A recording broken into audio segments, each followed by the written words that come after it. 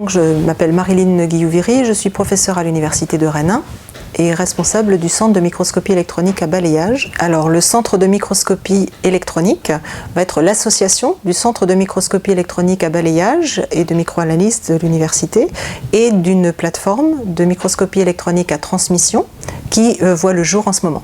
Je m'appelle Valérie Demont, je suis chercheur au CNRS, je travaille à l'Institut des sciences chimiques de Rennes et par ailleurs je suis responsable de la mise en place de la plateforme de microscopie électronique en transmission pour la science de la matière. Donc ce projet d'un montant environ de 2 millions d'euros dans sa totalité a été financé par l'État, le FEDER, la région Bretagne, le CNRS et Rennes Métropole, ainsi que l'Université de Rennes. Alors en termes d'équipement, 2 microscopes électroniques à balayage, 1 microscope électronique à transmission. Sur chacun des équipements, la possibilité d'observation et la possibilité d'analyse chimique et structurale.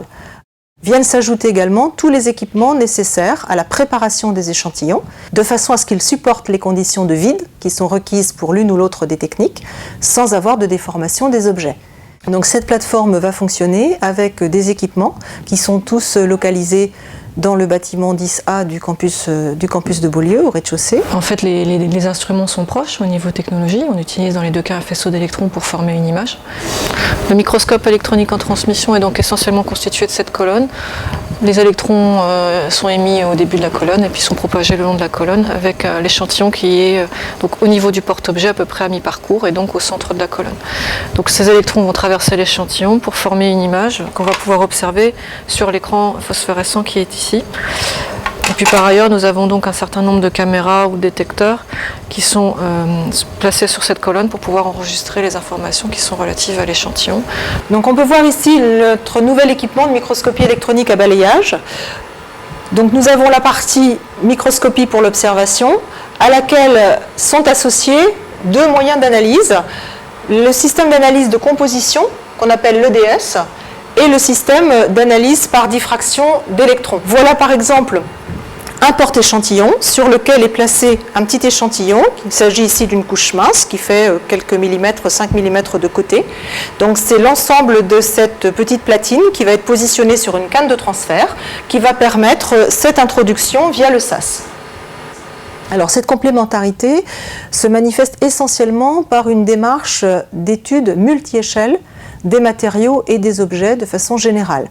Alors, la microscopie électronique à balayage va permettre l'observation de la surface d'objets qui peuvent être petits, de l'ordre typiquement du millimètre ou de quelques millimètres, jusqu'à quelques centimètres. Au niveau de la surface, l'observation va pouvoir se faire avec un champ relativement profond et également sur une zone d'observation relativement grande.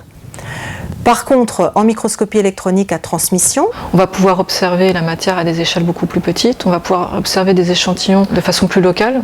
Par exemple, les bâtonnets qu'on a pu observer au microscope électronique à balayage, on va les observer au microscope électronique en transmission de façon isolée. On a pu voir que ce bâtonnet était constitué de plusieurs petits cristaux empilés les uns sur les autres. On a pu également déterminer quelle était sa maille cristallographique en faisant de la diffraction des électrons, en orientant l'échantillon selon différents axes cristallographiques.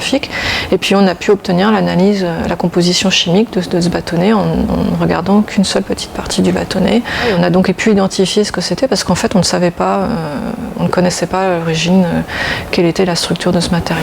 Donc le 11 juillet, nous faisons l'inauguration officielle de la plateforme. Ce jour-là, ce qui est important pour nous, c'est d'une part de remercier l'ensemble des personnels qui ont travaillé à ce projet qui a été d'ampleur et qui a impliqué vraiment beaucoup de monde de l'université. Donc pour nous, c'est vraiment important. Et puis ce jour-là, on va également informer nos collègues chercheurs et nos partenaires industriels de l'arrivée de ces instruments et de leur fonctionnalité et de comment va fonctionner la plateforme pour que toute personne ici souhaitant faire de la microscopie électronique à balayage et en transmission puisse accéder aux instruments. La plateforme est largement ouverte aux académiques, aux laboratoires, bien évidemment, de recherche, pour la recherche, mais également la formation, également avec une aide aussi à la formation et à l'enseignement supérieur. Les utilisateurs sont très pluridisciplinaires, qu'il s'agisse des laboratoires de sciences de la matière, physique, chimie, géosciences, archéosciences, les laboratoires également d'électronique, mais également des laboratoires du secteur de la santé, avec la pharmacie, la faculté de médecine, les biologistes seront également utilisateurs des entreprises. Ces entreprises sont soit des PME ou des grands groupes dans différents secteurs économiques et industriels. Qu'il s'agisse par exemple de la cosmétique, de la métallurgie, les domaines également du secteur des biotechnologies sont également impliqués.